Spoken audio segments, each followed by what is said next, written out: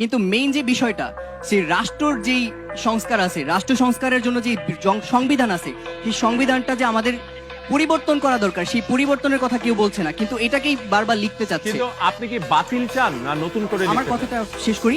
হ্যাঁ, আমরা সবাই জানি বৃক্ষ তোমার নাম কি, ফলে পরিচয়। আমরা বিগত 50 বছর ধরে এই সংবিধান দেখছি এবং সংবিধানের ফল আমরা এখন দেখতে পাচ্ছি। আমাদের শান্তি আছে?